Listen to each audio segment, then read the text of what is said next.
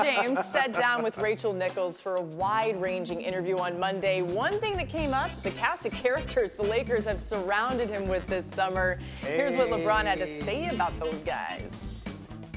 Now, the Lakers have signed other free agents since you. It has raised some eyebrows. You have a guy who's a Shaqtin' a Fool MVP. You have a guy who wears the wristwatches on his ankles. You have someone who likes to blow in other players' ears, namely yours. Why should people not be skeptical of this roster? Because we just got guys who love to play basketball. At the end of the day, you know, guys that love to play ball and that's what they do every single day. I love that. I love that, and I think Pelinka and Magic love that, as well, and that's why they made the signings and bringing Lance and JaVale and Bees and Rondo, guys that just every day they wake up, they think about the game of basketball, and everything else is secondary. So we look forward to all the challenges, and I mean, eyebrows is always going to get raised when my name is involved anyway, so it shouldn't even be a surprise. I'm surprised. You can say it's not a surprise. I'm surprised. So you've got LeBron James, you've got Lonzo Ball, Kyle Kuzma, and Brandon Ingram. That's sort of, if everything were to go the way things used to go, that would be the future core of the Lakers. You're building sort of that to be your core. And then you want to surround them with a bunch of grizzled veterans who can sort of teach them the ropes and teach them the game and teach them the lifestyle and help LeBron sort of be the adult in the room, if you will. They're curious choices. I mean, there's no other way to describe it, right? Anyone would have to acknowledge, I'm sure LeBron would acknowledge, they're curious choices. Michael Beasley, Lance Stevenson, JaVale McGee. Let's put Rondo in a little bit of a different category. Those are curious choices to me. They can be considered curious, but it's only for 1 year. I think that's what everybody's missing. The Los Angeles Lakers understand that they're not a championship contender this year. But however, in 2019, there are going to be multiple free agents.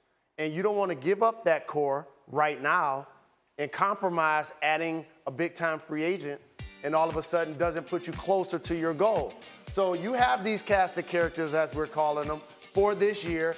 Each of them can create their own shot. Lance Stevenson can dribble, pass, and make a shot. Michael Beasley is a heat check type scorer that's going to have his moments where he has 15 points in a quarter or a half. And so JaVale McGee can run the floor, he can catch lobs and be a finisher. You have three creators in Bron, Ball, and Rondo that's going to distribute the basketball. I understand what the Lakers are trying to get accomplished with these signings. No one's going to be fighting LeBron for the spotlight either. I mean, he is the guy. Yep. No matter where he goes, somebody's going to fight him for the spotlight. But couldn't there be some other guys where if they thought they were a big-time star too, that could be more of an issue than this team in particular that's been put together? And that's why I like what you said, grizzled vets. They're going to stay in their lane. Yeah. And all of those guys, again, I want to keep stressing this. All of those guys want to score. And LeBron James is a distributor. Rondo's a distributor. He's going to keep those guys happy. It's just been a really long time since he was on a team that he didn't think was going to win the championship, or at least had a chance. So, people talk about a year like it's a short time. A year is a long time. It is. A year is a long time. I hope it doesn't turn into a very long year. Look, this is trying to catch lightning. This is the ultimate in trying to catch lightning in a bottle for a year. I get it. Most of these guys aren't going to be there a year from now when they have Kawhi or Karl Anthony Towns or whoever it is they wind up getting. But it could. I hope it doesn't turn into a very long year. So let me say this. I don't think this is going to happen, but this could happen. I know what you're about to say.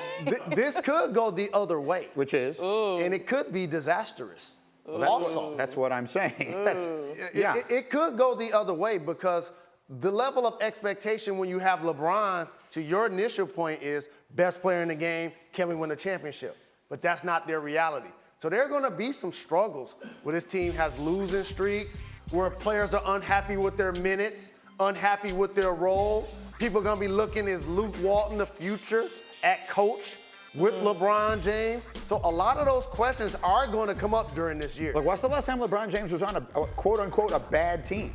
And maybe they won't be. I hope they aren't. And I think they'll make the playoffs. I think with LeBron James, they will be a lower-tier playoff team in the Western Conference. And if so, then it'll be fine. They'll get through the year and it'll be fine.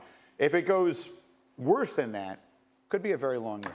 I just wonder if it would taint his entire 1 year. No.